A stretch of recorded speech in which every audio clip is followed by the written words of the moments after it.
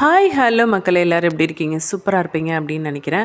நம்ம சேனலில் இன்றைக்கி 3வது முத்திரையோட பார்ட் 2 த எண்டு பகுதி தான் பார்க்க போகிறோம். ஒரு முத்திரை விழுத்த பின்னாடி அதை நிறுத்த முடியும் அப்படின்னு யாருக்கும் ஒரு இது சொல்ல முடியலை. அது ஒரு நோயாக அந்த பொண்ணுக்கு வந்தது, இல்லை மனித அறிவுக்கு அப்பாற்பட்ட ஏதோ ஒன்றா? மருத்துவம் முயன்றது, சட்டம் தலையிட்டது, மதம் பிரார்த்தித்தது, அறிவியல் விளக்கம் தேடினது. ஆனால் உண்மையிலேயே அது கட்டுப்பாட்டுக்குள்ளே வந்ததா? அந்த சக்தி வெளிப்பட்டதா அல்லது இன்னும் மறைந்தே இருக்கிறதா? லீலா பாவம், அந்த பொண்ணுக்கு என்னதான் ஆச்சு? அந்த பொண்ணு மீண்டு வந்தாளா, இல்லை அது ஒரு தற்காலிக அமைதியா? இந்த இறுதி பகுதியில் மருத்துவம், சட்டம், மதம், அறிவியல் நான்கும் சேர்ந்துக்கு ஒரே கேள்விக்கு பதில் தேடுது. 3வது முத்திரை. இது உண்மையிலே என்ன ஆனது? இதுதான் இந்த கடைசி பகுதியோட முழு விளக்கமும். அதுக்கு முன்னாடி நிறைய பேர் என்னோடய சேனலை சப்ஸ்கிரைப் பண்ணாமலே பார்த்துக்கிட்டே இருக்கீங்க. தயவு செஞ்சு அந்த மாதிரி வியூவர்ஸ் எல்லாமே என்னோடய சேனலை சப்ஸ்கிரைப் பண்ணி எனக்கு சப்போர்ட் பண்ணுங்கள். இந்த சேனலில் போடுற எல்லா நாவல்ஸுமே என்னோடய ஓன் க்ரியேஷன் தான், என்னோடய ஓன் கண்டென்ட் நாவல் தான். அடுத்து என்ன மாதிரி நாவல் போடணும்னு கமெண்ட்ஸில் சொல்லுங்கள். அந்த மாதிரி நாவல் போடுறதுக்கு நான் ட்ரை பண்ணுறேன். இப்போ வாங்க இந்த சூப்பரான நாவல்குள்ளே போகலாம். நீதிமன்ற உத்தரவின் பேரில் லீலா நகர அரசு மருத்துவமனையின் மனநல பிரிவில் தனிமைப்படுத்தப்பட்ட அறையில் வைக்கப்பட்டா. அது சாதாரண அறை அல்ல. சுவர் முழுக்க வெள்ளை, ஜன்னல் சிறியது, கதவு வெளியிலிருந்து பூட்டப்படும். உள்ளே ஒரே ஒரு படுக்கை, ஒரு நாற்காலி, ஒரு கழிவறை. அறையின் 4 மூலைகளிலும் சிசிடிவி கேமராக்கள். ஒவ்வொரு நொடியும் பதிவு, ஒவ்வொரு அசைவும் பதிவு. டாக்டர் விஜயன் இந்த கண்காணிப்பை நேரடியாக பார்க்க ஏற்பாடு பண்ணியிருந்தார். கோர்ட்டுக்கும் நேரடி பதிவு அனுப்பப்படும். முதல் நாள் இரவு மாலை 7:30 லீலா அமைதியாக இருந்தா. அவள் படுக்கையில் உட்காந்து சுவரை பார்த்துக்கிட்டு இருந்தா. அவளுடைய கண்களில் எந்த உணர்வும் இல்லை. அவள் சோர்வாகவும் இல்லை, பயமாகவும் இல்லை. சிசிடிவி மானிட்டர் அறையில் நர்ஸ் 2 பேர் இதை பார்த்துட்டு இருந்தாங்க. இந்த பொண்ணு ரொம்ப அமைதியாக தான் இருக்கால்ல, ஒரு நர்ஸ் சொன்னா. இன்னொரு நர்ஸ் மெதுவாக பதில் சொன்னா, ஆமாம் ஆமாம், சில சமயம் அமைதி தான் ரொம்ப பயமாக இருக்கும். இரவு 11:58 அறை முழுக்க விளக்கு மங்கலாக எரிந்தது. லீலா படுக்கையில் படுத்திருந்தா. அவளோட கண்கள் மூடி இருந்தது. மானிட்டரில் ஹார்ட் பீட் நார்மலாக இருந்தது, ரெஸ்பிரேஷன் நார்மலாக இருந்தது. 12:06 அவளோட கண்கள் திடீர்னு திறந்தது. அவள் எழுந்து உக்காந்தா. மெதுவாக அவளுடைய முகம் கேமராவை நோக்கி திரும்பினது. அவள் நேராக இப்போ லென்ஸை பார்த்தா. அவளுடைய உதடுகள் மெதுவாக அசைந்தது. L எஸ்தா argue. ஆடியோ ரூமில் இருந்த நர்ஸ் இப்போ ஃப்ரீஸ் ஆனா. அந்த பொண்ணு ஏதோ பேசுகிறாள்ல. ரெக்கார்ட் ரீவைன் செய்யப்பட்டது. லாங்குவேஜ் எக்ஸ்பர்ட் லேட்டராக இதை டிரான்ஸ்லேட் பண்ணார். அவன் இங்கே தான் இருக்கான் அப்படின்னு. அந்த நொடி மானிட்டரில் ஹார்ட் ரேட் சடனாக ஸ்பைக் ஆனது. 90, 110, 130. லீலாவோட கைகள் மெதுவாக இறுகினது. அவள் விரல்கள் இயல்புக்கு மாறாக வளைந்தது. அது சாதாரண மஸ்கல் ஸ்பாம்ஸ் இல்லை, அது ரிவர்ஸ் டென்ஷன் போல இருந்தது. அவள் முதுகு மெதுவாக வளைந்தது. அவள் படுக்கையிலிருந்து கொஞ்சம் உயர்ந்தது. நர்ஸ் இன்டர்காம் மூலம் டாக்டர் அழைத்தா. டாக்டர் இப்போ மானிட்டர் ரூமுக்கு ஓடி வந்தார். ஸ்க்ரீனில் தெரிந்தது. லீலா உடல் முழுக்க ரிஜிடாக இருந்தது. அவள் கழுத்து இயல்புக்கு மாறாக சற்றே பின்னால் வளைந்தது. அவளோட கண்கள் மேலே சுழன்றது. அதுக்கப்புறம் அவள் வாயை திறந்தா. அன்னோனா பேசினா. மர்கா சங்ரே டிஸ்பிரியா. வாய்ஸ் டபுள் லேயரில் வந்தது. ஒரு லேயர் அவளோட குரல், 2வது லேயர் டிலே இல்லாமல் பேரலாக வந்தது. அந்த கடினமான ஒரு வயதான ஆண் குரல். டாக்டர் மானிட்டர் பக்கத்தில் நின்று பார்த்தாரு. அந்த பொண்ணுக்கு சீக்கிரமாக மயக்க ஊசி கொடுக்கறதுக்கு முயற்சி பண்ணுங்க, போங்க போங்க கத்துனாரு. அந்த நேரத்தில் சிசிடிவியில் தெளிவாக தெரிந்தது. அவள் மூக்கில் இருந்து மெதுவாக ரத்தம் வழிந்தது. ஆனால் அது கீழே விழலை. அது காற்றில் கரைந்து போனது போல தெரிந்தது. நர்ஸ் இப்போ கிராஸ் செஞ்சாங்க. டாக்டரோட குரல் நடுங்கினது. இது இம்பாசிபிள். இப்போ லீலா திடீர்னு அமைதியானா. Heart rate நார்மலானது. மெதுவாக சிரிச்சா. அந்த சிரிப்பு கேமராவில் மட்டும் தெரிந்தது. ஆடியோ ரொம்ப சைலன்ஸாக இருந்தது. ஆனால் வேவ் ஃபார்மில் ஃபெயிண்ட் செகண்டரி சிக்னலில் இருந்தது. ஃபாரன்சிக் லேட்டராக சொல்லுவாங்க லோ ஃப்ரீக்வன்சி மாடுலேஷன் ஹியூமன் ரேஞ்சுக்கு கீழே இருக்குன்னு. அந்த இரவு 3:06 அரை முழுக்க lights flicker. Backup power automatic on. CCTV feed சில நொடிகள் ஸ்டாட்டிக் ஆனது. திரும்ப ஃபீடு வந்தப்போ லீலா படுக்கையில் இல்லை. அவள் அறையோட மூலையில் நின்றுட்டு இருந்தா. கேமராவோட ஆங்கிள் மாறலை, ஆனால் அவளோட பொசிஷன் இம்பாசிபிள். டாக்டர் இப்போ கதவை சாத்தினார். விண்டோவை ஷீல் வச்சார். அவள் சுவரை நோக்கி நின்னா. அவளோட விரல் சுவரை தொட்டது. அவள் மெதுவாக ஒரு வடிவத்தை வரைய ஆரம்பித்தா. ஸ்க்ராட்ச் போட ஆரம்பித்தா. 3 வளைவு, கீழே இறங்கும் கூடு, அதே சின்னம், அதே சிம்பிள். டாக்டரோட மூச்சு இப்போ அதிகமானது. கதவை திறந்துடுவோம், கதவை திறக்கலாம். செக்யூரிட்டி டோரை இப்போது ஓப்பன் பண்ணாங்க. எல்லோரும் உள்ளே ஓடினாங்க. அறைக்குள்ளே நுழைந்தப்போ சுவர் வெறும் சுவராக இருந்தது. அதில் எந்த ஸ்க்ராட்சும் இல்லை. லீலா இப்போ படுக்கையில் அமைதியாக படுத்திருந்தா. மானிட்டர் நார்மலாக இருந்தது. அடுத்த நாள் காலையில் கோர்ட்டுக்கு அந்த வீடியோ ஃபுட்டேஜ் அனுப்பப்பட்டது. ஜட்ஜ் தனியாக அந்த ஃபுட்டேஜை பார்த்தாரு. அவர் ஸ்க்ரீனுக்கு நெருக்கமாக சாஞ்சார். 3:06 ஸ்க்ரீன் ஃப்ரீஸ் ஆனது. அவர் ஜூம் பண்ணார். அந்த ஃப்ரேமில் லீலா மட்டும் இல்லை, அவளுக்கு பின்னாடி ஒரு ஷேடோ கொஞ்சம் அதிகமான உயரத்தோடு இருந்தது. அது கேமரா கிளிட்ச் இல்லை. ஃப்ரேம் பை ஃப்ரேம் பார்த்தாரு. ஒவ்வொரு ஃப்ரேம்லேயும் அந்த ஷேடோ ஸ்லைட்லி க்ளோஸராக இருந்தது. இப்போது மேஜிஸ்ட்ரேட்டோட உடம்பு முழுக்க குளிர்ந்தது. ஹாஸ்பிட்டல் ஐசோலேஷன் அவளை கட்டுப்படுத்தலை. அது பதிவு செய்தது. அது ஒரு சாட்சியை கொடுத்தது.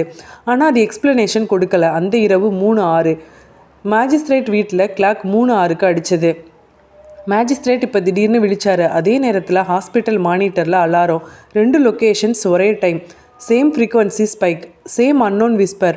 யா நோ எல் ஆ மொழிபெயர்ப்பு. இது இனி அவள் இல்லை.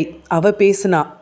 அடுத்த நாள் காலை மருத்துவமனை முழுக்க ஒரு அசாதாரண பதட்டம் நிலவுனது. சாதாரணமாக நோயாளிகள் வரிசையில் காத்திருக்கிற சத்தம், செவிலியர்களோட நடை சத்தம், மருந்து வண்டியின் சுழல், இது எல்லாமே இருக்கும். ஆனால் அந்த மனநல பிரிவின் 3வது மாடியில் மட்டும் ஒரு கனமான அமைதி இருந்தது. காலை 8:15 மணிக்கு அவசர மருத்துவ குழு கூட்டம் அமைக்கப்பட்டது.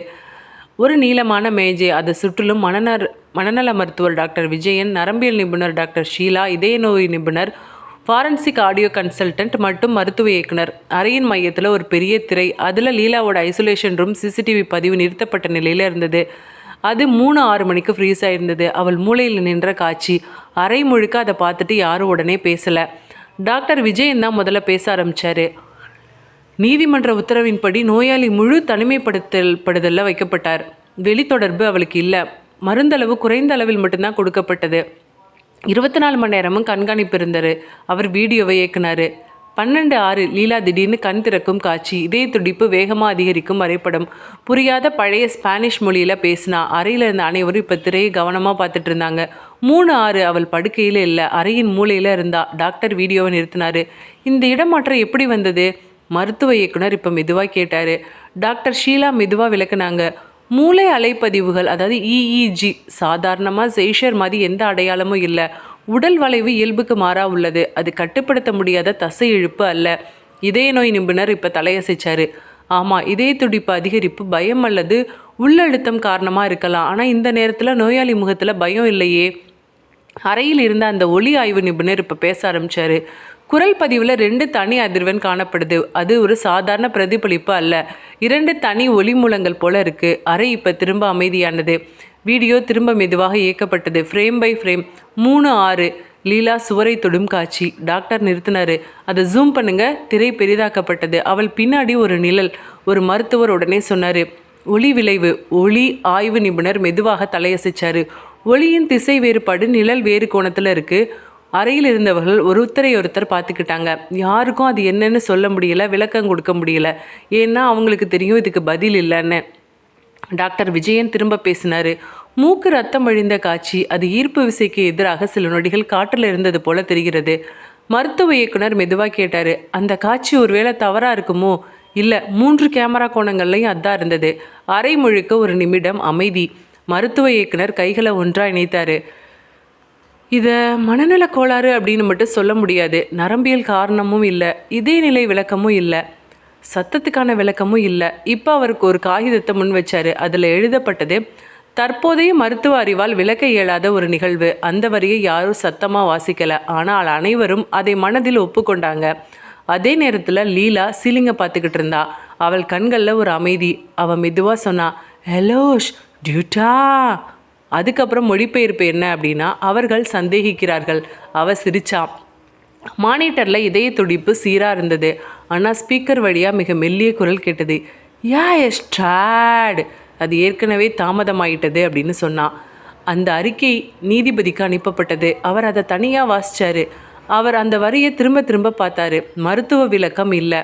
அவர் ஜன்னலை நோக்கி பார்த்தாரு. மாலை 6 மணி. அவரது மேஜை மேல் இருந்த கோப்பில் மெல்லிய கருப்பு கோடு, ஒரு வளைவு, 2வது, 3வது. இப்போ மேஜிஸ்ட்ரேட் கண்களை மூடினார். அந்த குரல் திரும்ப வந்தது. இதை மூட முடியாது. நீதிமன்றத்தில் அவசர அமர்வு அழைக்கப்பட்டது. மருத்துவ குழுவின் அறிக்கை தாக்கல் செய்யப்பட்ட பிறகு இந்த வழக்கு ஒரு புதிய திசைக்கு திரும்பியது. அறை வழக்கத்தை விட நிரம்பியிருந்தது. ஊடகங்கள் வெளியில் காத்திருந்தது. உள்ளே சட்டம், அறிவியல், மதம். நீதிபதி ராகவன் தன்னோட இருக்கையில் உட்காந்துருந்தார். அவரோட முகம் அமைதியாக இருந்தது. ஆனால் அவரோட கண்கள் சோர்வாக இருந்தது. கடந்த இரவின் காட்சிகள் இன்னும் அவரை விட்டு விலகலை. மருத்துவ அறிக்கை பெறப்பட்டுள்ளது அப்படின்னு அவர் ஆரம்பித்தார். அதில் தற்போதைய மருத்துவ அறிவால் இதை விளக்க இயலாது என்று குறிப்பிடப்பட்டுள்ளது. அறையில் மெல்லிய சலசலப்பு. அந்த நேரத்தில் ஃபாதர் எழுந்தார். மாண்புமிகு நீதிபதி அவர்களே, நான் ஒரு அதிகாரப்பூர்வ கோரிக்கையை வைக்க விரும்புகிறேன். நீதிபதி பார்வையை உயர்த்தினார். தொடருங்கள்னு சொன்னார். இந்த வழக்கு சொல்லி ஃபாதர் தொடர்ந்தார். நாம் மருத்துவமும் சட்டமும் பயன்படுத்தி முடிந்ததை செய்துள்ளோம். ஆனால் இப்போ இது ஆன்மீக தலையீடுக்கு தேவைப்படும் நிலைக்கு வந்துள்ளது. பாதுகாப்பு தரப்பு உடனே எதிர்ப்பு தெரிவித்தது. இது மத சடங்கு வழக்கு அல்ல. ஃபாதர் அமைதியாக தொடர்ந்தார். நான் எந்தவித மத நம்பிக்கையும் நீதிமன்றத்தில் திணிக்கவில்லை. ஆனால் நோயாளியின் உயிர் ஆபத்தில் இருந்தால் அவளின் பாதுகாப்பிற்காக எல்லா வாய்ப்புகளையும் பரிசீலிக்கப்பட வேண்டும். அவர் மெதுவாக சொன்னார். நான் அதிகாரப்பூர்வ அனுமதி கேட்கிறேன். அவள் மேல் சாத்தானை நீக்கும் சடங்கு நடத்த. அந்த வார்த்தை நீதிமன்றத்தை உறைய வைத்தது. அரசு தரப்பு வழக்கறிஞர் எழுந்தார். இந்த வழக்கு தற்போது நீதிமன்ற கண்காணிப்பில் உள்ளது. அங்கீகாரம் இல்லாமல் எந்த மத சடங்கும் சட்டவிரோதம். பாதுகாப்பு தரப்பு சொன்னது. இது மனித உரிமை பிரச்சனை. ஒரு பெண்ணை சடங்கு என்ற பெயரில் பாதிக்க முடியாது. ஃபாதர் இப்போ தலையை குனிந்தார். நான் எந்த வன்முறையும் செய்ய மாட்டேன். அது கட்டுப்படுத்தப்பட்ட மருத்துவ மேற்பார்வையில் நடக்கும் சடங்கு. நீதிபதி இதையெல்லாம் அமைதியாக கேட்டுக்கிட்டு இருந்தார். அவரோட மனசில் 2 குரல்கள். இது மூட நம்பிக்கை, இதுக்கு நம்ம ஒத்துக்கொள்ளக்கூடாது. ஆனாலும் இதுக்கு மருத்துவ விளக்கமும் இல்லையே. அவரோட நினைவுக்கு வந்தது அந்த இரவு கண்ணாடியில் தோன்றின அந்த சிம்பல், அந்த குரல், யா பிஷூயா. அவர் கைகளை மேஜையில் இணைத்தார்.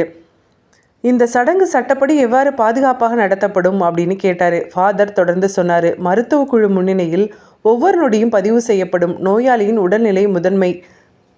அந்த நேரத்தில் லீலா தலையை மெதுவாக உயர்த்தினா. அவள் நேராக ஃபாதரை பார்த்தா. அவளோட உதடுகள் மெதுவாக அசைந்தது. நோ சர்வியோம். மொழியியல் நிபுணர் உடனே திடுக்கிட்டார். அதன் பொருள் நான் பணிய மாட்டேன். அறையில் இருந்த அனைவரும் லீலாவை பார்த்தனர். அவள் சிரித்தாள். அந்த சிரிப்பு மெதுவானது. ஆனால் அதில் ஒரு சவால் இருந்தது. நீதிபதி சில நொடிகள் அமைதியாக இருந்தார். நீதிமன்றம் மத விளக்கத்தை அங்கீகரிக்காது. ஆனால் மருத்துவ தோல்வி நிலை உறுதி செய்யப்பட்டுள்ளது. அவர் மெதுவாக தீர்மானித்தார். சடங்கு முயற்சி நீதிமன்ற கண்காணிப்பில் மட்டும் அனுமதி. மருத்துவ குழு கட்டாய முன்னிலை. போலீஸ் பாதுகாப்பு. முழு வீடியோ பதிவு. அவர் இறுதி வார்த்தை சொன்னார். இது கடைசி முயற்சி. நோயாளியின் உயிர் முதன்மை. அறை முழுக்க அமைதி. அனைவரும் வெளியேறத் தொடங்கினர். ஃபாதர் மெதுவாக லீலாவை பார்த்தாரு. அவள் மிகவும் மெதுவாக ஸ்பானிஷ் மொழியில் சொன்னா. யா கமசோ. இந்த மொழிபெயர்ப்பு இது ஏற்கனவே தொடங்கிவிட்டது. அந்த நேரத்தில் நீதிமன்ற கடிகாரம் 6 அடித்தது. விளக்குகள் மினுங்கின. நீதிபதி திடீரென தலையை திருப்பினார். அவரோட மேஜை மேலிருந்த ஃபைலில் மிக மெல்லிய சிவப்பு கோடு, 3 வளைவுகள். அவர் உடனே கண்களை மூடி திறந்தார். அவருக்கு உள்ளுக்குள்ளே ஒரு கேள்வி. நம்ம தான் ரொம்ப லேட் பண்ணிட்டோமோ? இதை முன்னாடியே பண்ணியிருக்கணுமோ? மாலை நேரம். தேவாலயத்தின் பின்புற அறையில் ஒரு மங்கலான விளக்கு மட்டும் எரிந்து கொண்டிருந்தது. மழை பெய்ய போகும் மாதிரி வானம் கனமாக இருந்தது. அந்த அறையில் ஃபாதர் மைக்கேல் மற்றும் வரலாற்று ஆய்வாளர் டாக்டர் அனந்தகிருஷ்ணன், இவங்க 2 பேரும் இருந்தாங்க. மேஜை மேலே சில பழைய ஆவணங்கள், ஒரு வரைபடம், ஒரு காகிதத்தில் அந்த சாத்தானோட சின்னம். அறை முழுக்க அமைதி. ஃபாதர் தான் முதல்ல பேச ஆரம்பித்தார். இந்த மொழி, இந்த சின்னம், இது எப்படி இந்திய கிராமத்தில் எப்படி வந்துச்சு? டாக்டர் அனந்தகிருஷ்ணன் இப்போ ஆழமாக மூச்சு விட்டார். நான் பல நாட்களாக, இப்போ ஒரு 10 நாளாக இந்த பழைய வரலாற்று பதிவுகளை ஆய்வு செஞ்சு பார்த்தேன். இப்போ அவர் ஒரு கோப்பை திறந்தார். 13ஆம் நூற்றாண்டில் தென்னிந்திய கடற்கரை பகுதிகளில் ஸ்பானிய வணிகர்கள் வந்திருக்காங்க. ஃபாதர் இப்போ தலையை தூக்குனார். போர்ச்சுகீசியர் பற்றி தான் நம்ம அதிகமாக கேள்விப்பட்டிருக்கோம். ஆமாம் அப்படின்னு அனந்தகிருஷ்ணன் இப்போ மெதுவாக சொன்னார். ஆனால் அதுக்கு முன்னாடியே சில தனியார் வணிக குழுக்கள் இங்கே வந்திருக்காங்க. அவர்களில் சிலர் வர்த்தகத்துக்காக மட்டும் வரல. இப்போ அவர் ஒரு பழைய வரைபடத்தை காமிச்சார். இந்த பகுதியை பாருங்களேன். அவர் லீலாவோட கிராமம் இருக்கிற பகுதியை சுட்டி காமிச்சார். இங்கே 1693ஆம் ஆண்டு ஒரு சிறிய ஸ்பானிய கப்பல் கரையை ஒதுங்கியதாக ஒரு குறிப்பில் உள்ளது. ஃபாதர் இதை கவனமாக கேட்டார். அந்த கப்பலில் இருந்தவங்க அப்படின்னு அனந்தகிருஷ்ணன் தொடர்ந்து சொன்னார். வணிகர்கள் அப்படின்னு பதிவு செய்யப்பட்டிருந்தாலும் அவர்களில் சிலர் அந்த ஜோம்ப்ரா ருஜா குழுவை சேர்ந்தவர்கள் அப்படின்னு சந்தேகிக்கப்படுது. அந்த பெயர் திரும்ப தமிழில் சிவப்பு நிழல். ஃபாதர் மெதுவாக கைகளை ஒன்றிணைத்தார். அவங்க இங்கே என்ன பண்ணாங்க? அனந்தகிருஷ்ணன் கண்களை கீழே குனிஞ்சார். பதிவுகளில் தெளிவாக இல்லை. ஆனால் ஒரு குறிப்பிட்ட ritual fire near inland crew அப்படின்னு உள்ளது. அதன் பொருள் காட்டுப்பகுதியில் சடங்கு தீ. ஃபாதர் இப்போ திடீர்னு எழுந்தார். லீலா வீட்டுக்கு பின்னாடி ஒரு பெரிய ஆலமரம் இருக்குல்ல? அனந்தகிருஷ்ணன் மெதுவாக தலையசைச்சார். ஆமாம், அந்த மரம் இருக்கிற நிலம் பழைய வர்த்தக தங்கு முகாம் அருகே இருந்திருக்கலாம். இப்போ அனந்தகிருஷ்ணன் ஒரு காகிதத்தை எடுத்தார். இந்த குழு சடங்கு முடிந்த பின்னாடி ஒரு ஆப்ஜெக்ட் ஆஃப் இன்வொகேஷனை புதைத்ததாக பதிவில் இருக்குது. அது என்ன ஆப்ஜெக்ட்? அது ஒரு சின்னம் கொண்ட உலோகத்தகடு அல்லது கல். அது சாத்தானின் அடையாளத்தை தாங்கும். ஃபாதர் மூச்சு நின்னது போல இருந்தது. அப்போ அது புதைக்கப்பட்ட இடம் இப்போ லீலா வீட்டுக்கு பின்னாடி இருக்கிற அந்த ஆலமரத்தோட பகுதியை தான் சொல்லுது. ஒரு மார்க்கெட் ட்ரீன்னு சொல்கிறாங்க. இருவரும் ஒரே நேரத்தில் ஒருத்தரை ஒருத்தர் பார்த்துக்கிட்டாங்க. அந்த ஆலமரம். ஃபாதர் மெதுவாக கேட்டார், அப்படின்னா லீலா அந்த இடத்துல ஏதாவது டச் பண்ணி ஏதாவது டிஸ்டர்ப் பண்ணியிருக்காளோ? அனந்தகிருஷ்ணன் தலையசைச்சார். ஆமாம், போலீஸ் தோண்டி எடுத்தப்போ ஒரு பெட்டி கிடச்சிது. ஆனால் அது மேலடுக்கு. அதுக்கு கீழே இன்னும் ஏதாவது இருக்கலாம். அவள் தெரியாமல் அந்த ஆலமரத்தை டச் பண்ணியிருக்கலாம். விளையாட்டாக ஏதாவது நோண்டி இருக்கலாம். அதிலிருந்து அந்த ஆப்ஜெக்ட் அவளை இன்டிமேட் பண்ணியிருக்கலாம். அல்லது அவள் அந்த சின்னம் இருந்த கல்லை கூட அசைச்சிருக்கலாம். சில நேரங்களில் சடங்கு பொருட்கள் நேரடியாக தாக்கம் தராது. அது தொட்ட ஒருத்தர் மீது விளைவு வரும்.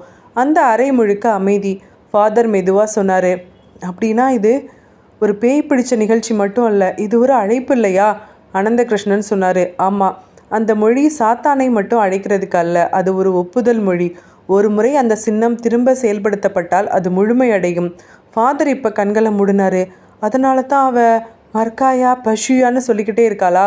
ஆமாம், ஆனந்தகிருஷ்ணன் மெதுவாக சொன்னார். ஆமாம், முத்திரை ஏற்கனவே வைக்கப்பட்டது. இந்த ஸ்பானியர்கள் இங்கேருந்து போன பின்னாடி என்னாச்சு? ஃபாதர் கேட்டார். வரலாறு சொல்லுது, அவர்களில் பலர் மர்மமாக காணாமல் போயிட்டாங்களாம். கிராம மக்கள் அசாதாரண மரணம் அப்படின்னு பதிவு செய்திருக்காங்க. ஆமாம், அந்த குழு சடங்குகளை முடிக்கலை, அல்லது அவங்க பண்ண சடங்கு தவறாக முடிஞ்சிருக்கலாம். அரை முழுக்க ஒரு குளிர். ஃபாதர் இப்போ உறுதியான குரலில் சொன்னார், அந்த பொருள் இன்னும் மண்ணுக்குள்ளே இருந்தால் அதை கண்டுபிடிக்கணும், அதை அழிக்கணும். அதுக்கு முன்னாடி சடங்கை நம்ம தொடங்கக்கூடாது. அனந்தகிருஷ்ணன் மெதுவாக சொன்னார். நம்ம தாமதமாக இருக்கலாம். அந்த நேரத்தில் வெளியில் இடியுடன் மின்னல். ஃபாதர் ஜன்னலை நோக்கி திரும்பினார். அவர் மிக மெதுவாக சொன்னார், இது லீலாவோட கதை மட்டும் இல்லை, பல 1000 வருஷங்களுக்கு முன்னாடி வந்த ஒரு பழைய பாவத்தின் திரும்புதல். அதே நேரத்தில் ஹாஸ்பிட்டலில் ஐசோலேஷன் அறை. லீலா சீலிங்கை பார்த்துட்டு இருந்தா. அவள் மெதுவாக சொன்னா, ஹலோ ஸ்ரீகேஷா. அவர்கள் திரும்பி வந்துட்டாங்க. மானிட்டரில் 3-6 ஹார்ட் ரேட் ஸ்பைக் ஆனது. கேமரா ஃப்ரேமில் அவள் பின்னாடி ஷேடோ இப்போ தெளிவாக இருந்தது. அது தனி வடிவம். இனிமே அந்த ஷேடோ மறைய போகிறதில்ல. நீதிமன்றம் அவசரமாக ஒரு இடைக்கால உத்தரவை பிறப்பித்தது. அதில் தெளிவாக குறிப்பிடப்பட்டது, ஆலமரம் இருக்கும் இடம் காவல்துறையின் பாதுகாப்பில் இருக்கும். அகழ்வு செயல்முறை முழுவதும் வீடியோ பதிவு செய்ய வேண்டும். ஃபாதர் வரலாற்று ஆய்வாளர், மொழியியல் நிபுணர் முன்னிலையில் ஆய்வு நடத்தப்படும். எந்த மத சடங்கும் நீதிமன்ற அனுமதி இல்லாமல் செய்யக்கூடாது. கண்டெடுக்கப்படும் பொருட்கள் உடனடியாக ஃபாரன்சிக் ஆய்வுக்கு உட்படுத்தப்பட வேண்டும். இந்த உத்தரவை வாசிக்கும்போது நீதிபதி ராகவனின் குரல் உறுதியாக இருந்தது. ஆனால் அவரது உள்ளத்தில் இருந்த குழப்பம் இன்னும் தீரவில்லை. அடுத்த நாள் காலை 9:10 லீலா வீட்டின் பின்னாடி அந்த ஆலமரம் அமைதியாக நின்னது. அதன் நிழல் தரையில் நீளமாக விழுந்தது. அந்த மரம் பல வருடங்களாக அங்கே இருந்தது. பல 100 வருடமாக அங்கே இருந்தது. 1000 வருடத்துக்கு பழமையான மரம். ஆனால் இன்றைக்கி அது வேறு மாதிரி தோணுது. போலீஸ் வட்டாரத்தை சுற்றி தடுப்பு கயிறு கட்டினாங்க. ஊடகங்கள் தூரத்தில் நிறுத்தப்பட்டாங்க. ஃபாரன்சிக் குழு வந்தது. கேமராக்கள் அமைக்கப்பட்டது. ராஜாமணி ஒரு பக்கத்தில் நின்றுட்டு இருந்தார். அவரோட முகத்தில் பயமும் குற்ற உணர்ச்சியும் கலந்திருந்தது.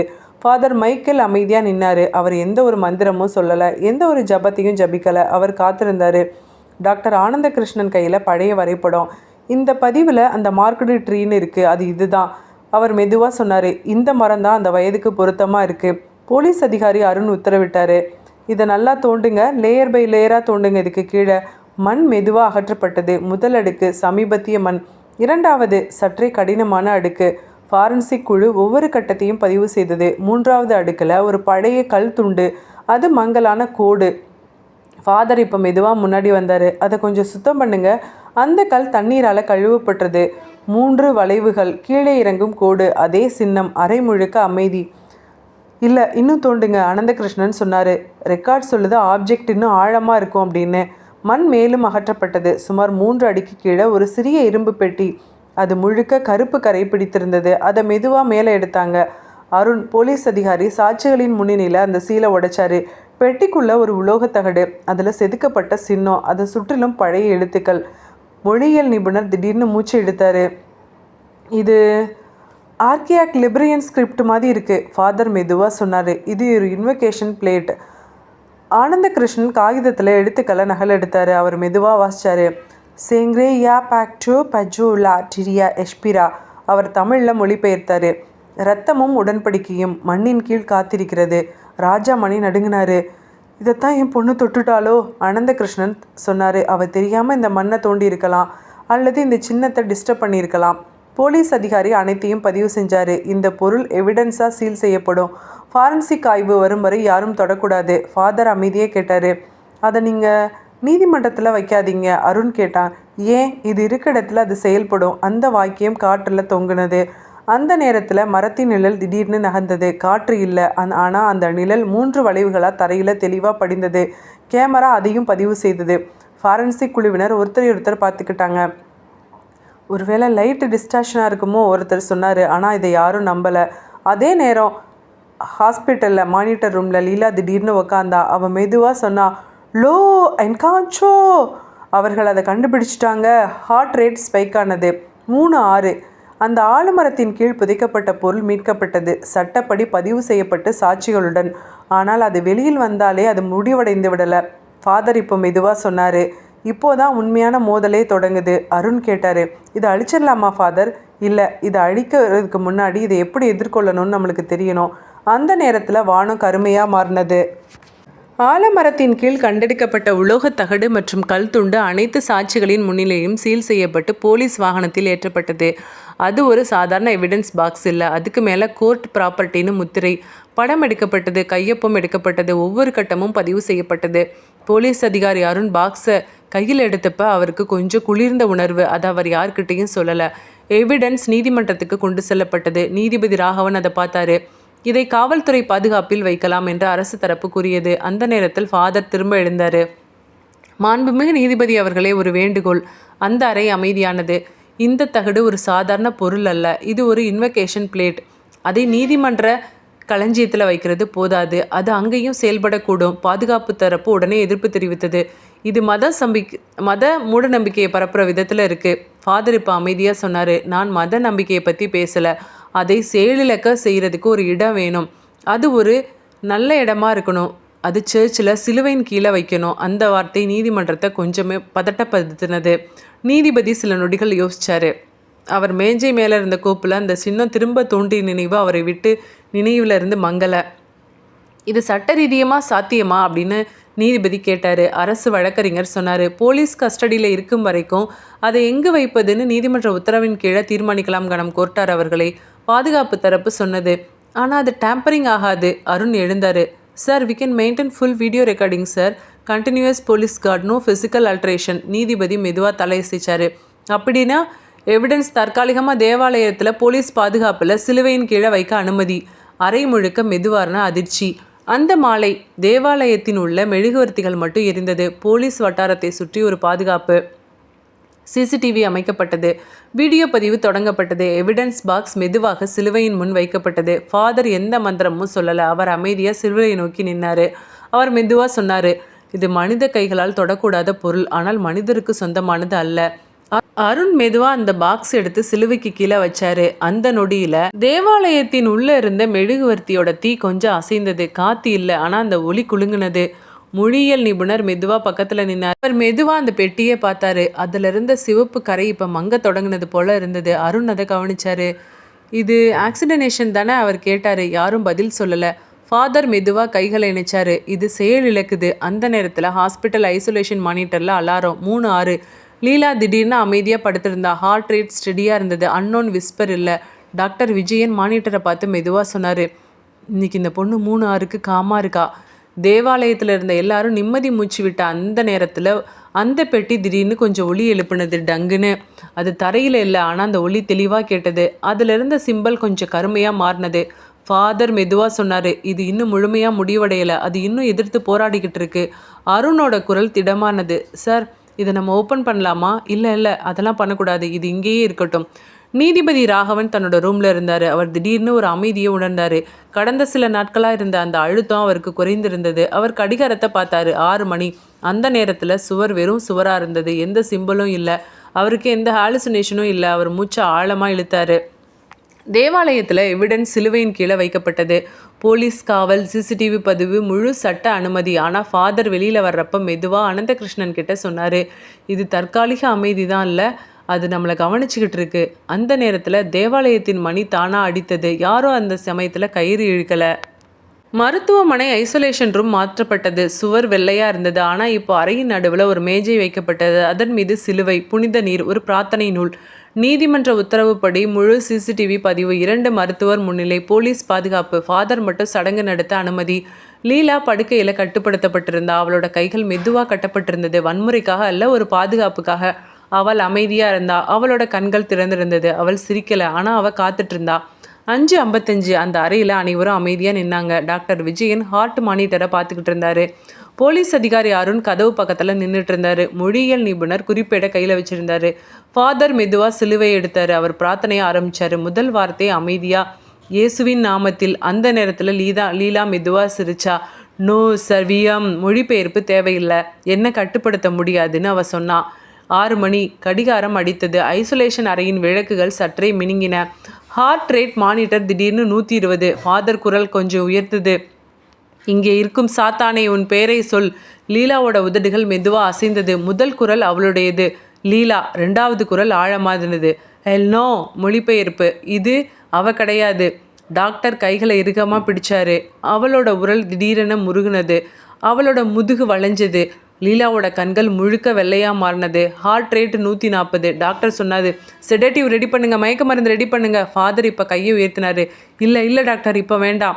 இப்போ ஃபாதர் புனித நீரா அவளோட நெத்தியில் தெளிச்சாரு. அந்த நொடியில் அவள் கத்துனா. அது மனுஷனோட கத்தல் இல்லை, அது 2 கொடூரமான குரல்கள் கத்துனது. ஒன்று உயரமானது, மற்றொன்று ரொம்ப கொடூரமாக ஆழமானது. சிசிடிவி மைக்ரோஃபோன் டிஸ்டார்ஷன் ஆனது. மார்க்கா டிஸ்டூச்சா, அவள் கத்திக்கிட்டே இருந்தா. மொழியியல் நிபுணர் திடுக்கிட்டாரு. அவள் சொல்கிறது முத்திரை உடைக்கப்பட்டு விட்டதுன்னு சொல்கிறா. ஃபாதரோட குரல் இன்னும் உறுதியானது. நீ இங்கேருந்து வெளியில் போகணும். அவள் சிரிச்சா. யா எஸ்டா டேன்ட்ரோ, அது ஏற்கனவே உள்ளே இருக்குது. அவள் அந்த வார்த்தை அறையில் இருந்த அனைவரோட முதுகலையும் குளிர ஓட வச்சது. சடங்கு நடந்துட்டு இருந்த நேரத்தில் மானிட்டரில் மணி 6:06. ஆனால் ரெக்கார்ட் பிளேபேக்கில் கிளிச் ஆனது. டைம் ஸ்டாம்ப் ஒரு நொடி 3:06 மாறினது. டாக்டர் ஃப்ரீஸ் ஆனது. ரெக்கார்டிங் எரர் அப்படின்னு அவர் சொன்னார். ஆனால் அந்த நொடி அந்த அறைக்குள்ளே டெம்பரேச்சர் திடீர்னு குறைஞ்சது. ஃபாதர் இறுதி பிரார்த்தனையை வாசித்தார். இந்த உடம்பு மனிதனுடையது, நீ இங்கிருந்து வெளியேறு சாத்தானே. லீலா திடீர்னு அமைதியானா. ஹார்ட் ரேட் இப்போ ட்ராப் ஆனது. 120, 100, 80. லீலா மெதுவாக கண்களை மூடினா. அந்த அறை முழுக்க அமைதி. டாக்டர் இப்போ பல்ஸை செக் பண்ணார். ஸ்டேபிள் தான். போலீஸ் அதிகாரி மெதுவாக மூச்சு விட்டார். ஃபாதர் சிலுவையை மேஜை மேலே வச்சார். அவர் மெதுவாக சொன்னார், இது முடிவில்லை, ஆனால் இது ஒரு டெம்பரவரியான ஒரு தடை. அந்த நேரத்தில் ஐசோலேஷன் சுவரில் மிக மெல்லிய ஸ்க்ராட்ச் சத்தம். எல்லாரும் திரும்பி பார்த்தாங்க. வெறும் சுவர். ஆனால் கேமரா ரீப்ளேயில் 3 வளைவு ஷேடோ ஒரு நொடி வந்தது. அதுக்கப்புறம் மறைந்தது. லீலா படுக்கையில் அமைதியாக இருந்தா. அவளோட முகம் சோர்வாக இருந்தது. ஆனால் அவளோட கண்களை திறக்கிறப்ப அது முதல் முறையாக இயல்பாக இருந்தது. அவள் மெதுவாக சொன்னா, அப்பா. ராஜாமணி அழுதாது. ஃபாதர் திரும்பி வெளியில் நடந்தார். அவர் உள்ளுக்குள்ளே மட்டும் சொன்னார், இது இன்னும் முழுசாக போகலை. அதே நேரத்தில் தேவாலயத்தின் சிலுவையின் கீழே இருந்த அந்த பெட்டி மெதுவாக கிராக் ஆனது. ஒரு மெல்லிய சத்தம், டக்குன்னு. தேவாலயத்தின் உள்ள அந்த பெட்டி சிலுவையின் கீழே வைக்கப்பட்ட நாள் முதல் மருத்துவமனையில் இருந்த அசாதாரண அலைகள் குறைந்தது போல தோன்றினது. லீலா அடுத்த நாள் காலை அமைதியாக எழுந்தா. அவளோட கண்களில் முந்தைய அந்த வெள்ளை மங்கல் இல்லை. அவளோட சுவாசம் சீராக இருந்தது. இதே துடிப்பு இயல்பாக இருந்தது. டாக்டர் விஜயன் பதிவு பண்ணார், பேஷண்ட் ரெஸ்பான்சிவ், ஓரியன்டேஷன் நார்மல். அவள் மெதுவாக தண்ணி கேட்டா. அவள் அப்பாவை பார்த்து மெதுவாக அழுதா. அப்பா, எனக்கு என்னப்பா நடக்குது? எனக்கு ஒன்றுமே ஞாபகம் இல்லைப்பா. அந்த வாக்கியம் ராஜாமணியோட இதயத்தை உடைச்சது. இப்போ அவர் மகளை கட்டி பிடிச்சாரு. ஃபாதர் சில நிமிடங்கள் தூரத்தில் இருந்து கவனிச்சாரு. அவர் உள்ளுக்குள்ள சந்தேகம் இருந்தாலும் அவளோட நிலைமையில் தெளிவான மாற்றம் இருந்தது. 3 நாட்கள் அமைதி. சிசிடிவியில் எந்த அசாதாரணமும் இல்லை. அன்னோன் பேச்சும் இல்லை. டபுள் வாய்ஸ் ரெக்கார்டும் இல்லை. 3-6 நேரம் கூட அமைதியாக கடந்து போனது. மெடிக்கல் போர்டு திரும்ப பரிசீலனை செஞ்சது. டெம்பரவரியாக அவளுக்கு சைக்காட்ரிக் ஏதாவது பிரேக் இருக்குமோ, ஸ்ட்ரெஸ் இன்டியூஸ்டுனால இந்த மாதிரி ட்ரான்ஸ் நடந்திருக்குமோ. அறிக்கையை மெதுவாக மாறத் தொடங்கினது. Clinical stabilisation observed. நீதிபதி அந்த அறிக்கையை வாசித்தார். அவரோட மனசில் இருந்த கனமான ஒரு உணர்வு இப்போ கொஞ்சம் இறங்கினது போல் இருந்தது. அவர் நினச்சாரு, ஒருவேளை அந்த பெட்டியை சிலுவையின் கீழே வச்சது தான் காரணமாக இருக்குமோ, இல்லை இது ஒரு நார்மலாக நடக்கிற ஒரு விஷயமா, 2க்கும் கோயின்சிடென்ஸாக நம்ம மேட்ச் பண்ணிக்கிறோமா. அவர் இப்போ ரேஷ்னல் எக்ஸ்பிளனேஷனை தேடினார். அவர் தனக்கு தானே நம்ப வச்சார். அறிவியல் இன்னும் விளக்கம் தரல அப்படின்றதுனாலேயே ஒரு விஷயம் அமானுஷ்யம் ஆகாது. அவர் தனக்கு தானே தேற்றிக்கிட்டார். 4வது நாள் இரவு. ஐசோலேஷன் அறை. லீலா படுக்கையில் அமைதியாக படுத்திருந்தா. மணி 11:59. அவள் கண்கள் மெதுவாக திறந்தது. இந்த முறை அவள் கேமராவை பார்க்கல. அவள் சீலிங்கை பார்த்தா. அவள் மெதுவாக சிரிச்சா. ஹார்ட் ரேட் மானிட்டரில் 72 சீரானது. 12:06 அவள் திடீர்னு உக்காந்தா. மானிட்டரில் 90, ஹார்ட் ரேட் 90 காமிச்சது. டாக்டர் மானிட்டர் ரூமில் வந்து பார்த்தாரு. நார்மல் தானே தனக்கிட்ட சொன்னார். ஆனால் அடுத்த நொடி அவள் கழுத்து மெதுவாக வளைந்தது. இது முந்தைய ரிஜிட் ஸ்பாம்ஸ் மாதிரி இல்லை, மிக மெதுவாக இயல்புக்கு மாறான சுழற்சி. 45 டிகிரி, 60 டிகிரி, 90 டிகிரி. அவள் முகம் நேராக பின்னாடி, கண்கள் திறந்திருந்தது, புருவங்கள் அசையவில்லை. சிசிடிவியில் தெளிவாக பதிவு இருந்தது. நர்ஸோட குரல் நடுங்கினது. டாக்டர் பாருங்க. இப்போ லீலாவோட குரல் மாற ஆரம்பிச்சது. முதல் சில வினாடிகள் அமைதி, அதுக்கப்புறம் மெதுவாக சத்தம். பான்ஷோன் டெர்மினோ. மொழிபெயர்ப்பு. நீங்கள் முடிஞ்சிட்டுன்னு நினச்சிங்களா? லீலாவோட குரல் இப்போது மாற தொடங்கினது. இப்போது அவளோட குரல் வேற மாதிரி வந்தது. அந்த வயதான ஆண் குரல் போல வந்தது. அந்த அறையின் சுவர்களில் இருந்து கூட குரல் வந்தது. லீலாவோட கண்கள் மெதுவாக மாற தொடங்கினது. இப்போது அவளோட வெள்ளை கண்கள் தெரியல. அவளோட கண் முழுக்க கருப்பானது, அதுக்கப்புறம் சுருங்கினது, திரும்ப கருப்பானது. வெள்ளையே கிடையாது, முழுக்க கண் கருமையாக இருந்தது. டாக்டர் மானிட்டர் ரூமில் நின்று இதை பார்த்துட்டு இருந்தார். இதை பார்த்து அவரோட கைகள் நடுங்கினது. அவளுக்கு சீக்கிரமாக செடேட்டிவ் கொடுங்க கத்துனாரு. அவள் திடீர்னு கைகளை இருக்குனா. கட்டுகள் தாங்க முடியாத அளவுக்கு இருக்கப்பட்டது. அவள் குரல் உயர்ந்தது. நோ சவியாம். அந்த வார்த்தையை திரும்ப திரும்ப. அவள் கழுத்து மேலும் சுழன்றது, ஆல்மோஸ்ட் 120 டிகிரிக்கு. இது மனித உடலுக்கு இயலாதது. மானிட்டர் அலாரம் வந்தது. Heart rate 150. டாக்டர் உள்ளே ஓடினார். அந்த நேரத்தில் அவள் திடீர்னு அமைதியானா. அவளோட தலை மெதுவாக இயல்பான நிலைமைக்கு திரும்பினது. அவளோட கண்கள் திரும்ப சாதாரணமாக வந்தது. இப்போ அவள் மெதுவாக சிரிச்சா. எங்கள் அப்பா எங்கே? அந்த குரல் முழுக்க முழுக்க லீலாவோட குரல். சிலுவையின் கீழே இருந்த அந்த பெட்டி. போலீஸ் கார்டு நின்றுட்டு இருந்தாங்க. அந்த போலீஸ் கார்டில் ஒருத்தனுக்கு சத்தம் கேட்டது. மெல்லிய உலோக சிராய்ப்பு. அவன் பக்கத்தில் போனான். அந்த பெட்டி அசையாமல் இருந்தது. ஆனால் அதுக்கு கீழே மிக மெல்லிய கருப்பு கோடு, தரையில் 3 வளைவு. இப்போ அவன் கண்ணை சிமிட்டி திரும்ப பார்த்தான். அது மறைந்து போனது. ஹாஸ்பிட்டலில் டாக்டர் விஜயன் மெதுவாக சொன்னாது, இது ரெமிஷன் இல்லை, இது ஒரு எவாலுவேஷன். அவரோட குரலில் பயம் இருந்தது. ராஜாமணி லீலாவை பார்த்தாரு. அவளோட கண்கள் அமைதியாக இருந்தது. ஆனால் அந்த அமைதிக்குள்ளே ஏதோ காத்திருந்தது. அவள் மெதுவாக சீலிங்கை பார்த்து சொன்னா, ஹோரா கும்னிஷா, இப்போதான் இது தொடங்குது அப்படின்னு சொன்னா. மருத்துவ அவசர அறிக்கை நீதிமன்றத்துக்கு போனவுடன் நீதிபதி ராகவன் தாமதிக்கலை. நிலைமை தீவிரமாக உள்ளது அப்படின்னு அவர் குறிப்பிட்டார். முன்னைய சடங்கு தற்காலிக தடை மட்டுமே. இப்போ அவரது உத்தரவு. மருத்துவமனை ஐசோலேஷன் அறை விரிவாக்கப்பட வேண்டும். முழு சிசிடிவி, மல்டி ஆங்கிள் வீடியோ பதிவு, லைவ் ஃபீடில், நீதிபதியின் கண்காணிப்பில், போலீஸோட முழு பாதுகாப்பு. ஃபாதர் மைக்கேல் தலைமையில் மேலும் 6 அனுமதிக்கப்பட்ட ஃபாதர்கள். அந்த நாள் இரவு 8:40 ஐசோலேஷன் அறை முற்றிலும் மாற்றப்பட்டது.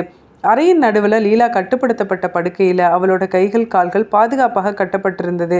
அது தண்டனைக்காக அல்ல, அவளின் உடல் கட்டுப்பாடின்றி வளைந்து விடாமல் இருக்க. சுற்றிலும் 6 ஃபாதர்கள். ஒவ்வொருத்தரும் தனித்தனி பிரார்த்தனை நூல்கள் வச்சுருந்தாங்க. ஒருத்தர் சிலுவையை பிடிச்சிருந்தார், இன்னொருத்தர் புனித நீர் வச்சுருந்தார். டாக்டர் விஜயன் மற்றும் 2 நிபுணர்கள் heart monitor, oxygen level, EEG monitor பார்த்துட்டு இருந்தாங்க. போலீஸ் அதிகாரி அருண் கதவு பக்கத்தில் நின்றுட்டு இருந்தான். அறையின் ஒரு மூலையில் பெரிய கேமரா, லைவ் ஃபீட் நேரடியாக நீதிபதியோட அறைக்கு கனெக்ட் பண்ணப்பட்டிருந்தது. ஜட்ஜ் தனியாக அந்த திரையை பார்த்துட்டு இருந்தார். அவரோட அறை முழுக்க அமைதி. 8:59 எல்லோரும் தயார் நிலையில் இருந்தாங்க. ஃபாதர் மைக்கேல் மெதுவாக ஆரம்பித்தார். இங்கே இருக்கும் சாத்தானே, இந்த உடம்பு உன்னோடது அல்ல.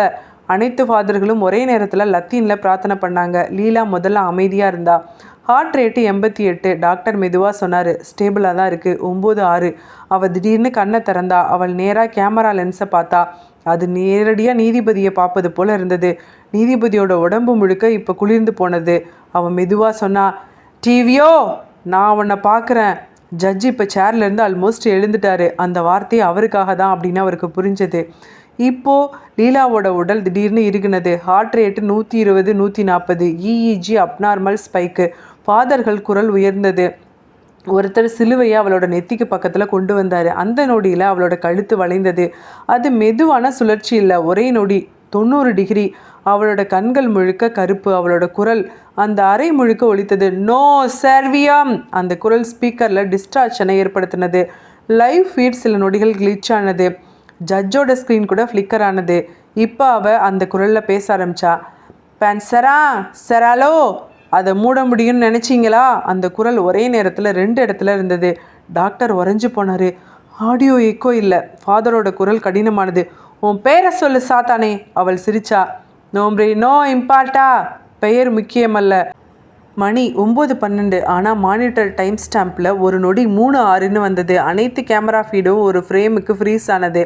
அந்த ஃப்ரீஸ் ஃப்ரேமில் லீலா மட்டும் இல்லை, அவள் பின்னாடி இன்னொரு ஷேடோ தெளிவாக இருந்தது. தலையசைவு, கண்குழி போல் இருட்டு. ஜட்ஜி இப்போ ஸ்க்ரீனை நெருங்கி பார்த்தாரு. அவரோட மூச்சு தடைப்பட்டது. ஃபாதர்கள் ஒரே குரலில் கத்துனாங்க. புனித நீர் தெளிக்கப்பட்டது. அவ கத்துனா. அது மனித கத்தல் அல்ல, அது காற்றை கிழிக்கும் ஒரு கொடூரமான சத்தம். Heart rate 160. டாக்டர் கத்துனாரு. அவளுக்கு கார்டியாக் அரெஸ்ட் கூட போகலாம். ஃபாதர் குரல் இன்னும் உயர்ந்தது. வெளியேறு சாத்தானே. அந்த நொடி அவள் உடல் முழுக்க தளர்ந்தது. ஹார்ட் ரேட் சடனாக ட்ராப் ஆனது. 120, 90, 70. இப்போ லீலாவோட கண்கள் மெதுவாக இயல்பானது. அவள் அழுதா. அப்பா அப்பா அப்பா எங்க? அந்த குரல் முழுக்க மனித அமைதி, அரை முழுக்க அமைதி. ஃபாதர்கள் இப்போ மூச்சு விட்டாங்க. டாக்டர் பல்ஸை செக் பண்ணார். ஸ்டேபிளாக இருக்குது. போலீஸ் ஆஃபீஸர் மெதுவாக மூச்சு விட்டார். ஜட்ஜு அங்கே சேரில் சாஞ்சு உட்காந்தாரு. அவரோட நெத்தியில் வியர்வை. அவர் ஸ்க்ரீனை பார்த்தாரு. லீலா கண்களை மூடி படுத்திருந்தா. அனைவரும் நினச்சாங்க இது முடிஞ்சுதுன்னு. லைவ் ஃபீடு எண்டாகிறதுக்கு முன்னாடி ஒரு ஃப்ரேம், மிக சிறிய நொடி. கேமரா ஆட்டோ அட்ஜஸ்ட் செய்கிறப்ப லீலாவோட முகம், கண்கள் மூடி இருந்தது. ஆனால் அவளோட உதடுகள் மெதுவாக அசைஞ்சது. நோவியம்ஸ் மொழிபெயர்ப்பு. நாம் திரும்ப சந்திப்போம். ஃபீட் பிளாக் அவுட் ஆனது. அந்த சடங்கு முடிந்த சில மணி நேரங்கள் ஹாஸ்பிட்டல் ஐசோலேஷன் அறையில் லீலா அமைதியாக இருந்தா. ஆனால் அந்த அமைதி வெறும் சோர்வு அல்ல, அது ஆழமான கண்காணிக்கும் அமைதி போல இருந்தது. டாக்டர் விஜயன் மெடிக்கல் ரிப்போர்ட்டை தயார் பண்ணார். Severe episode, response partial, phenomenon persist. அந்த வார்த்தை பர்சிஸ்ட் அறையில் இருந்த அனைவரையும் மௌனமாக்குனது. ஃபாதர் மைக்கேல் மற்றும் 6 ஃபாதர்கள், டாக்டர் ஆனந்த கிருஷ்ணன், போலீஸ் அதிகாரி அருண், அனைவரும் ஒரு நீளமான மேஜையை சுற்றி உட்கார்ந்துருந்தாங்க. மேஜையின் நடுவில் சீல் செய்யப்பட்ட அந்த எவிடன்ஸ் பெட்டி, அது இன்னும் திறக்கப்படலை. அது சிலுவையின் கீழே இருந்தபடி தான் கொண்டு வரப்பட்டது. அரை முழுக்க கனமான அமைதி. முதல்ல ஒரு ஃபாதர் ஒருத்தர் பேசினார். இது சாதாரணமான பேய் ஊட்டு சடங்கு மட்டும் அல்ல, அது ரெசிஸ்ட் பண்ணுது. இன்னொருத்தர் சொன்னார், அந்த பிளேட் அது இன்வொகேஷன் ஆப்ஜெக்ட், அதுதான் அதோட சோர்ஸ். ஃபாதர் மைக்கேல் மெதுவாக தலை அசைச்சார். ஆமாம், லீலா ஒரு வாசல் மட்டும்தான், அந்த அழைப்பு அந்த பொருளில் இருக்குது. போலீஸ் அதிகாரி அருண் நேரடியாக கேட்டார், இதை நம்ம அழிச்சிடலாமா ஃபாதர்? அறை அமைதியானது. டாக்டர் அனந்தகிருஷ்ணன் மெதுவாக பேசினார். 13ஆம் நூற்றாண்டு பதிவுகளில் ஒரு குறிப்பு இருக்குது, the mark cannot be broken by human force. அவர் தமிழில் சொன்னார், மனித வலிமைகளால் இந்த பொருளை உடைக்க முடியாதுன்னு சொன்னார். இப்போ இளம் ஃபாதர் ஒருத்தர் கேட்டார், அதை நெருப்பில் எரிக்கலாமே? இன்னொருத்தர் சொன்னார், இல்லை, இந்த சாதாரண நெருப்பில் இது கரையாது. ஃபாதர் மைக்கேல் மெதுவாக சொன்னார், அது உடஞ்சா அதுக்குள்ளே இருந்து அது வெளியில் வர்றதுக்கு வாய்ப்பு இருக்குது. அந்த வாக்கியம் காற்றில் கனமாக தொடங்கினது. அருண் இப்போ திரும்ப கேட்டார், இதை கடலுக்குள்ளே வீசிடலாமா? அதிக ஆழமான கடலுக்குள்ளே யாருக்கும் கிடைக்காதே. டாக்டர் ஆனந்த கிருஷ்ணன் சிந்திச்சார். பழைய பதிவுகளில் ஒன்று குறிப்பிடுது, water seals but doesn't silence. தண்ணீர் அடக்கும் ஆனால் முழுமையாக மௌனமாக்காது. ஒரு மூத்த ஃபாதர் சொன்னார், அதை புனித நிலத்தில் புதைக்கலாமா? மற்றொருவர் சொன்னார், அது ஏற்கனவே மண்ணின் கீழே இருந்தது, அதுதான் திரும்ப இப்போ எழுப்பியிருக்கு. அரை முழுக்க அமைதி. ஃபாதர் மைக்கேல் மெதுவாக பெட்டியை பார்த்தாரு. இதை நம்ம சோர்ஸுன்னு நினைக்கிறோம், ஆனால் உண்மையிலே இது சோர்ஸ் இல்லாமல் வேறு ஏதாவது சோர்ஸாக இருந்தால் என்ன பண்ணுறது? அனைவரும் ஃபாதர் மைக்கேலை பார்த்தாங்க. இது ஒரு டூல் மட்டும்தான், இது ஏற்கனவே லீலாவை தாண்டி வேறு எங்கேயாவது பரவி இருந்தால் அந்த வார்த்தை அறையை உரைய வச்சது. அந்த நேரத்தில் ஹாஸ்பிட்டல் ஐசோலேஷன் அறை மானிட்டரில் லீலா மெதுவாக கண்களை திறந்தா. அவள் சீலிங்கை பார்த்து சொன்னா, லோ மோரியா, அவர்கள் அதை நகர்த்த போகிறாங்களா? மூத்த ஃபாதர் ஒருத்தர் பேசினார், ஒரு கலெக்டிவ் ரீச் செய்யலாம். அனைத்து ஃபாதர்களும் சேர்ந்து பெட்டியை திறக்காமல் சிலுவையின் கீழே. ஃபாதர் மைக்கேல் மெதுவாக சொன்னார், இல்லை, இது ரொம்ப ஆபத்து. என்ன அது ரியாக்ட் பண்ணும். அந்த நேரத்தில் பெட்டியின் உள்ளேருந்து மிக மெல்லிய உலோக சத்தம் டங்குன்னு வந்தது. அனைவரும் உறைந்தாங்க. அருண் மெதுவாக கையை துப்பாக்கி மேலே வச்சான். அதுக்கப்புறம் சொன்னான், இந்த துப்பாக்கிக்கு இங்கே என்ன வேலை? ஜட்ஜ் ராகவன் தன்னோட ரூமில் தனியாக உட்காந்துருந்தார். அவர் அந்த லைவ் ரெக்கார்டிங் ரீப்ளேயை பார்த்துட்டு இருந்தார். அவர் ஃப்ரீஸ் ஃப்ரேமில் ஒரு ஜூம் பண்ணார். அந்த ஷேடோ. அவர் மெதுவாக சொன்னார், இது லீலாவை மட்டும் தொடலை, இது நிறைய இடத்துல ஸ்ப்ரெட் ஆகிருக்கு. அந்த நேரத்தில் அவரோட கணினி திரை தானாக மினுங்கினது. ஒரு செகண்ட். 3:06 time stamp. தேவாலய அறையில் திரும்ப அமைதி. ஃபாதர் மைக்கேல் இறுதியாக சொன்னார், நம்ம இதை அழிக்க முடியாது, ஆனால் இதை நம்ம கட்டுப்படுத்தலாம். எப்படி? ஒரு கடைசி ரிச்சுவல் பண்ணலாம். பல ஃபாதர்கள் பெட்டியை திறக்காமல் முழு பாதுகாப்போட. அவர் மெதுவாக சொன்னார், ஆனால் நினைவில் வைங்க, நம்ம இதை தாக்கணும் அப்படின்னா அது முழு சக்தியோடு எதிர்த்து நம்மளை தாக்கும். அந்த நேரத்தில் ஹாஸ்பிட்டலில் லீலா திடீர்னு கத்துனா. மானிட்டரில் ஸ்பைக் ஆனது அவளோட குரல், நோ லோ டோங்கோ, அதை தொடாதீங்க. அனைவரும் ஒரே நேரத்தில் உணர்ந்தாங்க. இது இன்னும் கட்டுப்பாட்டில் இல்லை, அது கேட்குது, அது பதில் கொடுக்குது, அதுக்கு எல்லாமே தெரிஞ்சிருக்கு. ஃபாதர் மெதுவாக சொன்னார், இது ஒரு பொருள் அல்ல, இது ஏதோ ஒரு உடன்படிக்கை கேட்குது. அந்த வார்த்தை அந்த அறையில் ஒலித்தது. தேவாலய அறையில் நடந்த இறுதி விவாதத்துக்கு பின்னாடி ஃபாதர் மைக்கேல் அரசு அதிகாரிகள்கிட்ட முறையிட்டார். இது சாதாரண எவிடன்ஸ் அல்ல, இது தேசிய பாதுகாப்பு பிரச்சனையாகலாம். போலீஸ் அதிகாரி அருண் வழக்க உச்ச அதிகாரிகள் கிட்ட கொண்டு சென்றார். நீதிபதி ராகவன் அவசர அறிக்கையை இணைத்தார்.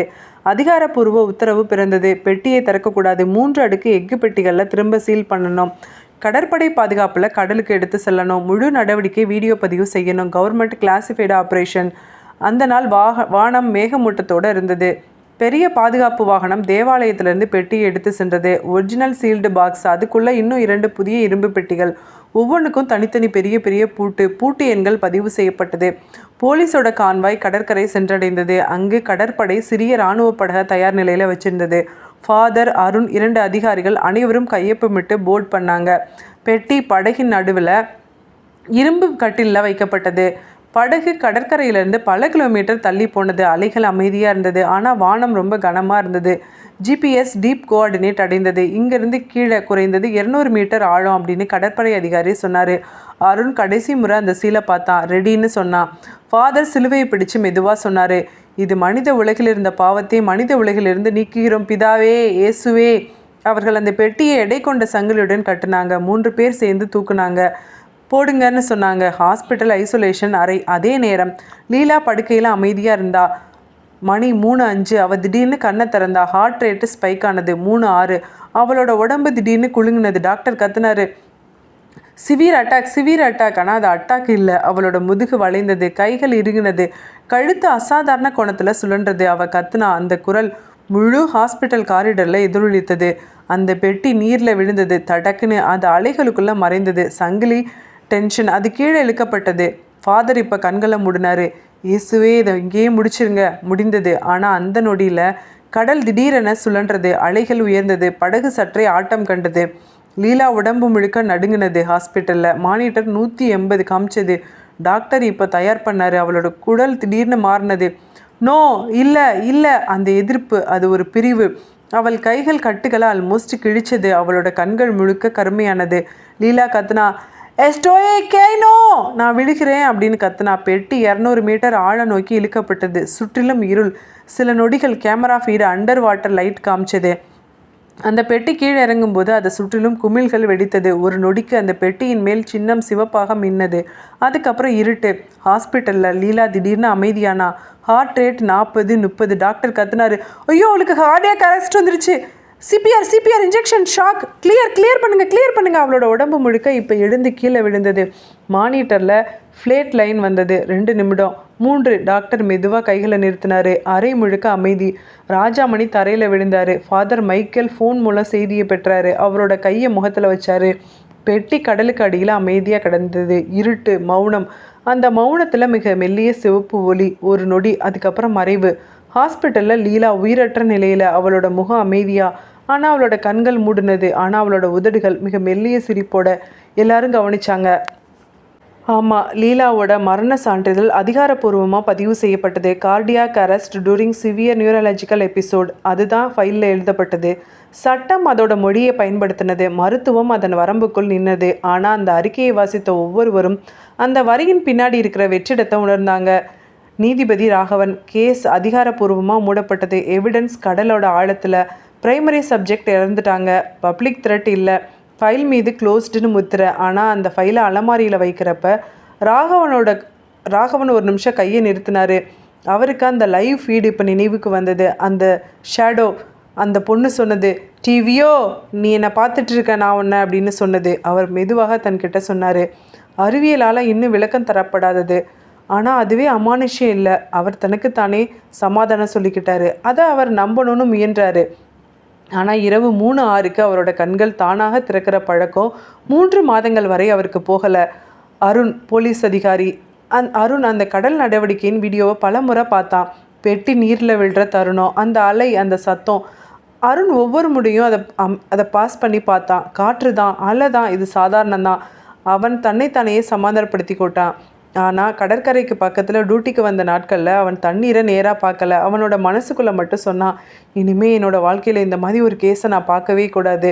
ஃபாதர் மைக்கேல் அவர் தேவாலயத்தில் தனியாக உட்கார்ந்துருந்தார். அவர் அந்த பெட்டி இருந்த இடத்த அடிக்கடி பார்த்தாரு. சிலுவையின் கீழே இப்போ வெறும் கல். அவர் மெதுவாக கைகளை பிணைத்தார். அவர் எந்த சடங்கும் செய்யலை. அவர் மெதுவாக மௌனமாக இருந்தார். அவர் உள்ளுக்குள்ளே ஒரு பிரார்த்தனை பண்ணார். என்னால் கட்டுப்படுத்த முடியாத விஷயத்தை நான் திரும்ப தொடக்கூடாது, அதனால் எந்த உயிரும் போகக்கூடாது. அவருக்கு தெரிந்தது அது இன்னும் முழுமையாக தோற்கடிக்கப்படவில்லை, ஆனால் அது தற்காலிகமான அமைதியாக இருக்கலாம். டாக்டர் விஜயன் ஒரு கருத்தரங்களை இந்த வழக்கை பற்றி பேசும்போது அவர் மிக கவனமாக சொன்னார். Rare unexplained neuropsychiatric manifestation. அவர் எந்த அமானுஷ்ய வார்த்தையும் பயன்படுத்தலை. ஆனால் அவர் பவர் பாயிண்ட் ஸ்லைடு முடிஞ்ச பின்னாடி ஒரு நிமிஷம் அமைதியாக நின்னார். அவரோட மனசில் அந்த 3-6 ஃப்ரேம். அவர் ஒருபோதும் அவரோட வாழ்க்கையில் அதை மறக்க மாட்டார். அதை அவருக்கு விளக்கவும் முடியல. அதுக்கான விளக்கத்தையும் அவர் தேடிக்கிட்டு இருந்தார். கடல் அதோட அலைகளை தொடர்ந்துட்டு இருந்தது. மக்கள் மீன் பிடிச்சாங்க, குழந்தைகள் மணலில் விளையாடினாங்க. அந்த ஆழத்தில் ஒரு இருள். அந்த பெட்டி இன்னும் அங்கேயே இருக்குதா அல்லது அது சிதிலமடைந்து விட்டதா அது யாருக்கும் தெரியாது. ஒரு மாலை ராகவன் தன்னோட வீட்டில் ஜன்னல் பக்கத்தில் நின்றுட்டு இருந்தார். வெளியில் மழை. அவர் கடிகாரத்தை பார்த்தாரு. 3:05. அவர் மூச்சை நிறுத்தினார். 3:06. எதுவும் நடக்கலை. அமைதி. அவர் மெதுவாக சிரித்தார். இது இதோட முடிஞ்சிருச்சு. அந்த நேரத்தில் மின்விளக்கு சற்றே மினுங்கினது. ஒரு நொடி மட்டும். ராகவன் கண்களை மூடினார். திரும்ப திறந்தார். எதுவும் இல்லை. அந்த நொடியில் அவரோட மனசில் உண்மையிலே ஒரு கேள்வி வந்தது. அது உண்மையிலே கடலில் அழிக்கப்பட்டு விட்டதா? இந்த வழக்கு அதிகாரப்பூர்வமாக முடிந்தது, ஆனால் யாருக்கும் முழு விளக்கம் கிடைக்கல. இது அறிவியலுக்கு அப்பாற்பட்டதா அல்லது அறிவியல் இன்னும் அங்கேயே சொல்லலையா? அதுக்கான பதில் அறிவியலுக்கு தெரியலையா? இல்லை அது சாத்தானா அல்லது மனித மனத்தின் அடித்தட்டு இருளா? யாருக்கும் பதில் தெரியல. அனைவரும் தங்களுடைய வாழ்க்கைக்கு திரும்பினார்கள். ஆனால் ஒவ்வொருவரும் உள்ளுக்குள்ளே ஒரு மௌன வேண்டுதல் வைத்திருந்தாங்க. இப்படி ஒரு விஷயம் திரும்ப நடக்கவே கூடாது. லீலாவின் வழக்கு அதிகாரப்பூர்வமாக மூடப்பட்டு 6 மாதங்கள் கடந்திருந்தது. நகரம் மெதுவாக அந்த சம்பவத்தை மறந்தது. ஊடகங்கள் புதிய செய்திகளுக்கு போனது. மருத்துவர்கள் அதை ஒரு அரிதான நிலைன்னு பதிவு பண்ணாங்க. சட்டம் அதன் ஃபைலை பூட்டி அலமாரியில் வச்சது. ஆனால் சில ஃபைல்கள் மனசுக்குள்ளே பூட்டப்படுவதில்லை. ஒரு சிறிய மீன்பிடி படகு ஆழ்கடலில் வலை வீசியது. வானம் அமைதியாக இருந்தது. கடல் மெதுவாக அசைந்தது. ஒரு மீனவர் வலை இழுக்கும்போது சற்று சிரமப்பட்டான். ஏதோ சிக்கிரிச்சு போல இருக்கு. மற்றவர்கள் உதவினார்கள். வலை மேலே வந்தது. அதில் மீன் இல்லை, ஆனால் கருப்பு களிமண் மற்றும் இரும்பு துகள்கள். அதை யாரும் கவனிக்கலை. திரும்ப அதை கடல்லையே தள்ளிவிட்டான் அந்த மீனவன். ஆனால் அந்த இரும்பு துகள்களில் ஒன்று அவனோட கையில் ஒட்டிக்கிட்டது. அவன் அதை தொடச்சான். அதில் ஒரு மெல்லிய கோடு, ஒரு வளைவு. அவன் அதை புரியாமல் பார்த்தான். அதுக்கப்புறம் சிரிச்சுட்டு அதை தட்டி விட்டுட்டான். அந்த இரவு ராகவனுக்கு ஒரு கனவு வந்தது. அவர் ஒரு நீண்ட நடைபாதையில் நடந்தார். சுவர் முழுக்க வெறும் கல், ஆனால் ஒரு கதவு மட்டும். அந்த கதவின் மேலே 3 வளைவுகள். அவர் நின்னாரு. அதை திறக்கலை. அவர் விழிச்சு பார்த்தாரு. கடிகாரத்தில் 3:06. அவர் எழுந்து உட்காந்தாரு. இந்த முறை பயம் இல்லை, ஆனால் ஒரு உணர்வு. இன்னும் இது முடியலை அப்படின்னு அவருக்கு வந்தது. போலீஸ் அதிகாரி அருணுக்கு புதிய கடல் தொடர்பான ஒரு புகார் வந்தது. கடலுக்குள் ஒரு சிறிய கப்பல் காணாமல் போயிருக்கிறது. அது சாதாரண விஷயம். ஆனால் அது கோஆர்டினேட் பார்த்தப்போ அவரோட முகம் கொஞ்சம் மாறினது. அதே பகுதி. அவர் இப்போ அந்த ஃபைலை மூடினார். அவர் தன்கிட்ட மெதுவாக சொன்னார், இது கோஇன்சிடென்ஸ் தான். ஆனால் அவரோட குரலில் நம்பிக்கை இல்லை. இருட்டு, கடலின் அடியில் ஆழம். அந்த பெட்டி அங்கே தான் இருக்கிறது, ஆனால் அது சிதைஞ்சு போனது. அது உடைஞ்சிருக்கு அல்லது அது மெதுவாக திறக்க தொடங்கி இருக்கிறதா? இருள். உள்ளே மிக மெல்லிய சிவப்பு ஒளி. ஒரு நொடி மறைவு. திரும்ப மீண்டும் 3 வளைவுகள் கொண்ட சின்னம். ஒரு புதிய இடத்துல திரும்ப தோன்றும் நாள். யாருக்கும் தெரியாது, ஆனால் அது ஒரு உண்மை. சில உடன்படிக்கைகள் மண்ணில் புதைக்கப்படலாம், கடலில் மூழ்கடிக்கப்படலாம், ஆனால் அவை முற்றிலும் அழிக்கப்படாது. ஓகே வியூவர்ஸ், இந்த நாவல் இங்கே முடிஞ்சது. எப்படி இருந்தது? இந்த நாவலோட சீக்வல் 2 ரெடி பண்ணலான்னு நினைக்கிறேன். நீங்கள் என்ன சொல்கிறீங்க அப்படின்னு கமெண்ட்ஸில் சொல்லுங்கள். இல்லை வேறு என்ன மாதிரி நாவல் வேணும்னு சொல்லுங்கள். இந்த சூப்பரான இன்ட்ரெஸ்டிங்கான நாவல் உங்களுக்கு பிடிச்சிருந்ததுன்னா மறக்காமல் என்னோட சேனலை சப்ஸ்கிரைப் பண்ணுங்கள், ஷேர் பண்ணுங்கள், லைக் பண்ணுங்கள், கமெண்ட் பண்ணுங்கள். பாய், டேக் கேர். உங்களிடமிருந்து விடைபடுவது உங்கள் யுவதி. டாட்டா. திரும்ப ஒரு சூப்பரான இன்ட்ரெஸ்டிங்கான நாவலோட மீட் பண்ணுறேன். பாய், டேக் கேர்.